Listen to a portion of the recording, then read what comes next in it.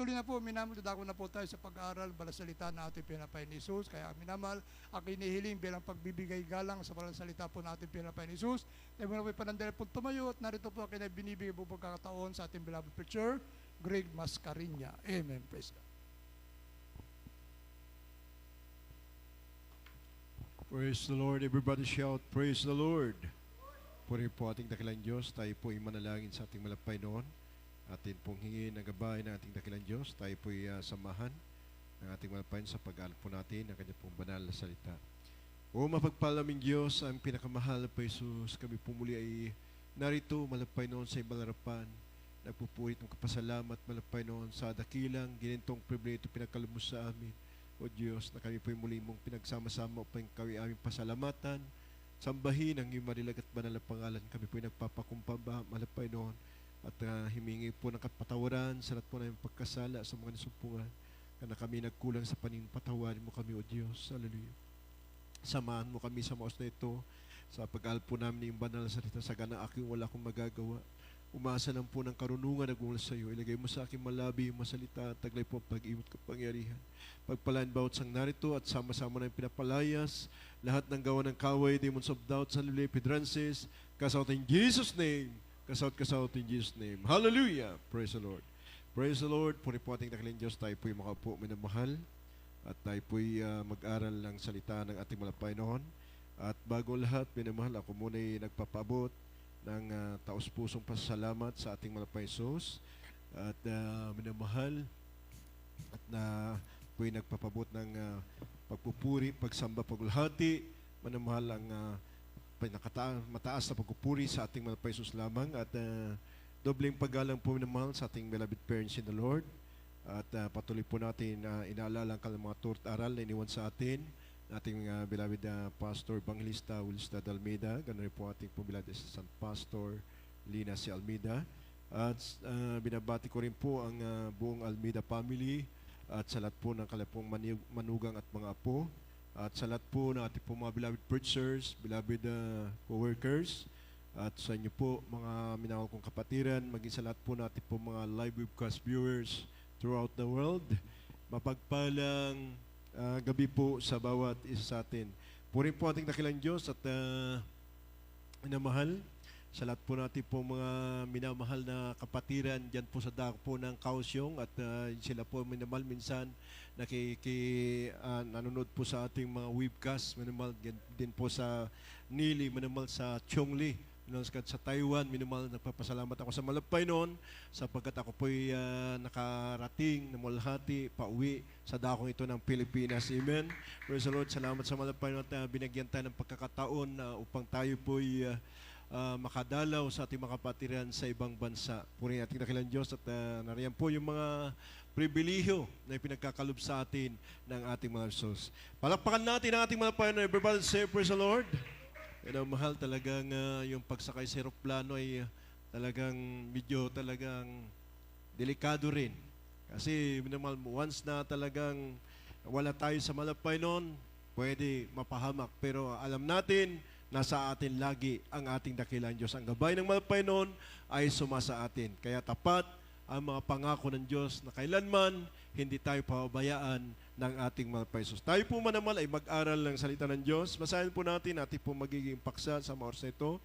At lagi naman po natin alam ang mga salitang ito, manamahal na lagi natin pinag-aralan sa Josue, Kabanatay 1 at Talatay 8. Pakibasa po sa ating pong Bible reader.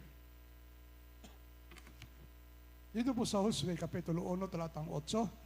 Ang aklat na ito ng kautusan ay huwag mahihiwalay sa iyong bibig, kundi yung pagbubulayan araw at gabi, upang iyong masunod na gawin ang ayon sa lahat na nakasulat dito. Sapagkat kung magkagayoy, iyong pagiginhawahin ang iyong lakad, at kung magkagayoy, magtatamo ka ng mabuting kawakasan. Amen. Amen. Ipalakpak natin ating mga kamay. Tayo magsabi ng praise the Lord sa ating dakilang Diyos. Amen. Praise the Lord. God bless you po sa ating blood preacher, Brother Lando. Ang Diyos po magpala sa kanya po mga banal na salita. Minamahal, praise God. His words are faithful. Tunay nga po naman ang mga salita, minamahal, ay tapat at tunay. Na kung tayo po ay tatalima lamang sa kauluban ng ating dakilang Diyos, At huwag tayong lilihis sa kanya pong mga utos, minamahal. Tapat ang mga pangako ng ating mahal na Jesus. Ito po, minamahal, ay pangyayarihin sa atin ng ating mahal na Jesus. Kaya minamahal, tinignan niyo po, sa mga talatang ito, marami na po nakapagpatunay ng mga mananampalataya nung kanilang tinalima ang utos ng ating dakilang Diyos. Minamahal, ito po ay hindi po nila minamahal, kinalimutan ang mga pangako na ito ng ating dakilang Diyos, ng kanyang mga salita, minamahal, ay tunay na pag tayo po manunal ay susunod, tatalima, minamahal sa mga utos ng Diyos, hindi tayo ipapahiya ng ating mahal na Jesus. Amen? Everybody say, praise the Lord. Marami na po tayong patunay na mga mananampalataya sa pagsunod.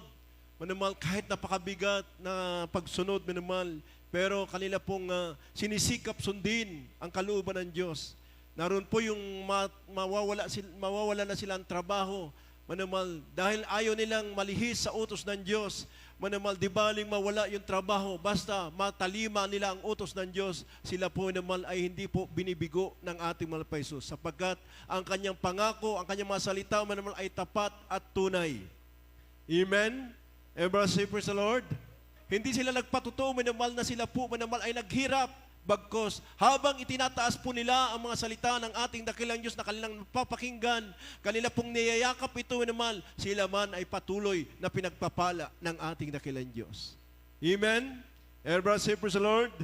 Kaya nga sabi ng talatang ito ng banal na salita ng ating malapay, ang aklat na ito ng kautusan ay huwag maiulay sa iyong bibig, kundi yung pagbulay-bulayan araw at gabi upang iyong masunod na gawin ang ayon sa lahat na nakasulat dito. Minamahal, sapagkat lahat na nakasulat dito, minamahal, ay tunay nga po, minamahal, ito po ay may pangako ang ating dakilang Diyos. At mayroon din pong, minamahal, kapahamakan kung hindi po tayo, minamahal, makikinig sa salita ng Diyos. Amen? Kaya nga sapagkat kung magkagayo yung pagiginhawain ng iyong lakad, ikaw ang minamahal, magbibigay ng kaginhawaan sa iyong buhay, sa iyong pagtalima sa mga utos ng ating dakilang Diyos. Amen? Kasi minamahal, ikaw ang gagawa nito. Ikaw ang magtatrabaho nito, yung kaginhawaan sa buhay mo. Ikaw ang magtatrabaho niyan sa pagtalima mo sa utos ng Diyos.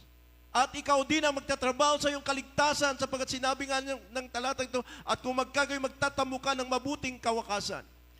Ano, mahal? Tayo po ang magtatrabaho ng ating kaligtasan sa pamamagitan ng pagtalima natin sa utos ng Diyos. Amen.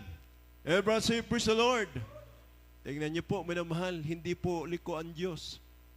May mga patuto tayo na pakinggan na isang kapatiran, ngayon po, ay naranasan po niya yung mga pangako ng Diyos. Alam niyo po, itong kapatiran na ito, ayaw niya na nung i-turn over sa kanya yung banal na gawain, ayaw niya. Hanggat maaari, ayaw niya. Pero minamahal, Diyos ang gumawa ng paraan. Kaya nga, minamahal, nung siya po'y nakaranas ng paalala ng malapay noon, na halos mawala na po ng buhay ang kanyang anak, sabi niya, malapay noon, tataliman ako sa iyo. Minamahal, tumalima siya. Praise God. Yung hindi niya kaya, minamahal, praise God, na tungkulin, minamahal, pinagsikapan niyang masunod na may katapatan. Ngayon po, minamahal, siya po ay Pilipino, pero ngayon, siya po ang nag-uutos sa mga Taiwanese. Amen? Ginawa siyang ulo. Amen? Everybody say, praise the Lord. Tunay, tapat ang mga salita ng Diyos. Kung tayo po, minamahal, ay tatalima, susundin natin ang utos ng Diyos, itataas tayo ng ating mahal na Jesus. Yan mo, sabi nga nung yung bayaw niya, minamahal, sabi ng bayaw niya, bakit kahit hindi mo na trabaho, ginagawa mo pa rin? Tapos na yung oras natin, gumagawa ka pa rin. Alam ko, lahat ng ito, minamahal, ang magkakaroon ng bunga sa aking katapatan, sa aking paglilingkod. Hindi lang ito paglilingkod sa tao, kundi paglilingkod ko ito sa Diyos. Minamahal, amen? Everybody say, praise the Lord. Sa kanyang trabaho, pinapakita niya yung kanyang katapatan. Ngayon po, minamahal, nung naghanap ng posisyon, yung may-ari, minamahal God, ang nakita niya, yung taong, minamahal God, na lagi niyang nakikita na kahit sumusobra yung oras niya, minamahal God, sa kanyang trabaho, hindi siya alis hanggat hindi po naglilinis, minamahal. Naglilinis siya. Pagtapos na yung trabaho niya, minamahal, nililinisan niya yung kanyang pinagmulan, minamahal. Tingnan niyo po, minamahal, pinagpala siyang lubos ng ating dakilang Diyos. Imbis na siya po ang magiging tao ng Taiwanese, siya po ang tagapag-utos. Marunong na kasi siya manumal magsalita ng Taiwanese. Amen? Everyone say, praise the Lord. At naging residence na siya doon. Kaya nga, kabagal ng Diyos, nakita na ni Malpainon ang kanya pong katapatan. Palakpakan natin ang ating Malpainon. Kaya manamal yung mga salita ng Diyos, manamal ay tapat at tunay. Manamal, ito po ay ating pong pagbulay-bulayin araw at gabi. Huwag po tayong mawawala ng pag-asa sapagkat ang Diyos ang nangako sa atin. Amen? Nasa pagtalima po natin, sapagkat ito po, manamahal, sinabi sa banal na kasulatan, lagi ko pong isinisingit ang mga talatang ito, manamahal, sapagkat ang Diyos, manamahal, tapat po sa Kanya po mga salita, manamahal, na tayo po ay pagpapalain kung tayo po ay, manamahal, iibig, natutupad sa kanyang mga utos. Sapagat sabi nga dito, now therefore that the Lord thine God, He is God, the faithful God, which keepeth covenant and mercy with them that love Him and keep His commandment to 1,000 generation. Amen? Sa lahat ng umiibig sa Kanya, tutupad sa Kanyang mga salita, minamahal, igagawad niya yung Kanyang kagandahang loob sa lahat ng mga salit-saling lahi. Ibig sabihin, to all generation, manamal, maging sa kapanahunan natin ngayon, manamal, hindi po nagbabago ang Diyos. Kung paano niya ipinangako kina amang Abraham, kina Jacob, manamal, ang kanyang mga salita, manamal, sa Israel, manamal, na pagpapalain sila, manamal, tunay nga po, sa atin din, sa panahon po natin ngayon, pagtatalimahin po natin ang kanyang mga tinig, tayo rin po ay pagpapalain ng Diyos. Amen? Everyone say, praise the Lord. Through all the generation. Lahat ng mga henerasyon, hanggang sa mga anak natin, yan po, yan po yung pangako ng Diyos kung tayo po'y tatalima sa Kanyang mga utos. Amen? Everybody say, praise the Lord. Alam niyo po, ang kaluguran ng ating mga paisos, yung ating pong pagtalima. God loves righteousness. Amen? Iniibig niya ang katuwiran. Yung mga Kristiyanong umiibig sa Diyos, nakikita na malapay noon. Huwag ka magbabago. Ang katapatan mo, naman yan po ang magbibigay ng kaginhawaan sa iyo. Amen? Tingnan mo, manamal, mga kapatiran na nagpapatotoo, halos hinahabol nila ang gawain, manamal, na 3 bisis silang dumadalo sa gawain. Hindi po sila binigo ng Diyos. Ginawa silang ulo sa kanilang trabaho. Pinayagan sila, manamal, na makapaglingkod. Amen? Sabat alam nila habang sila naglilingkod sa malapay noon, yung kampanya na kalabinagtatrabuhan, pagpapalain ng Diyos. Amen? Everyone say, praise the Lord. Kaya manamal, tapat ang pangako ng Diyos. Sabi ng Deuteronomio 7:9, manamal, pagpapalain ka ng ating dakilang Diyos kung ikaw ay iibig, tatalima sa kanyang mga utos. At mga namahal, tingnan niyo po, sabi ng Kronika, basahin po natin, 29 verse 17.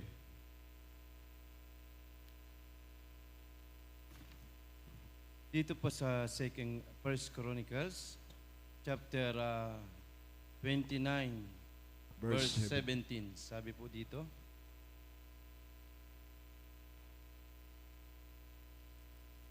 sila nga'y magpasimula na magpakabana. First Chronica, 29 verse 17. First Chronica po. Sorry po. First Chronica, 29:17. Talastas ko rin, Diyos ko, na iyong sinusubok ang puso at nalulugod sa katwiran. Sa ganang akin, sa katwiran ng aking puso, ay aking inihandog na kusa ang lahat ng bagay na ito. At ngayon nakita kong may kagalakan ang iyong bayan na naharap dito.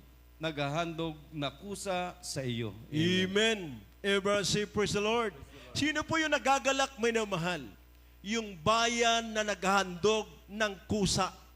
Amen? Yung naglilingkod na may pag-ibig, pinapakita niya yung pag-ibig niya sa ating dakilang Diyos. Kaya nga, yung bayan na yan nalulugod sa biyaya na kaloob ng ating malpaisos sa kanila. Amen? Everyone say, praise the Lord. Yan yung po naman, sabi ng talatang ito, talasasin ko rin, Diyos ko, na yung sinusubok ang puso. Kaya nga, hindi po tayo exempted sa pagsubok eh. Susubukin ng Diyos ang ating mga puso. Minamahal. Titignan niya. Kung ikaw ba, manamahal, ay tatalima, kahit na napakabigat, na na pinapagawa sa ng ating malapay-noon. Napakabigat na bagay. Yung walang-wala ka na, pero dadalo ka pa rin sa gawain, sinusubok ka ng ating malapay-noon, pinapaintulot